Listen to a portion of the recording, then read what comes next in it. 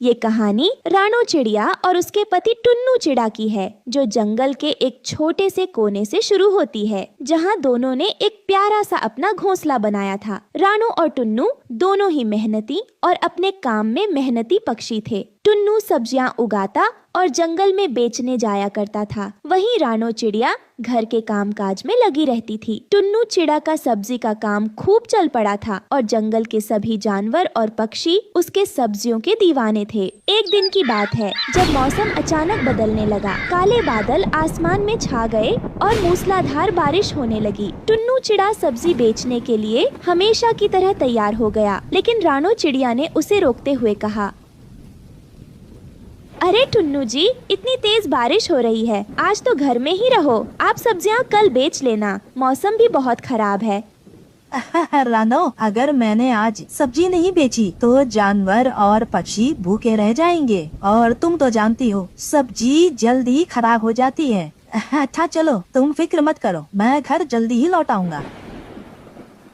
ठीक है, लेकिन ध्यान रखना, बारिश में उड़ान खतरनाक हो सकती है। अगर हवा तेज हो तो कहीं पेड़ की डाल पर रुक जाना। जब हवा रुक जाए, जब दोबारा अपनी उड़ान भरना, ठीक है।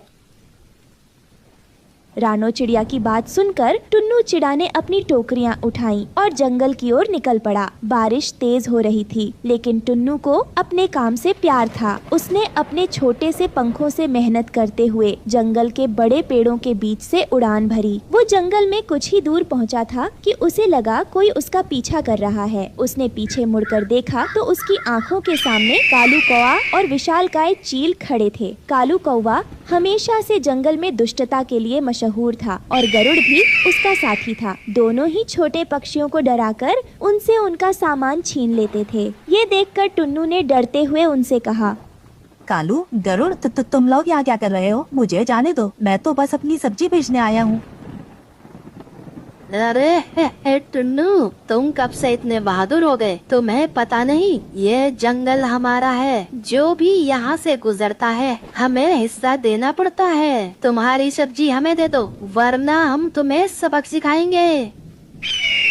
गरुड़ ने अपनी तेज नजरें टुन्नू पर गड़ाते हुए कहा, यहाँ से खाली हाथ जाने का तो सवाल ही नहीं उठता टुन्नू चिड़ा। सब्जियां दे दो, वरना हम तुम्हारी हालत खराब कर देंगे।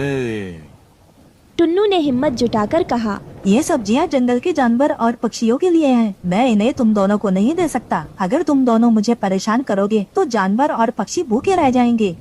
कालू और गरुड़ जोर से हंसे। कालू ने कहा, भूखे रह जाएंगे? हमें क्या, हमें तो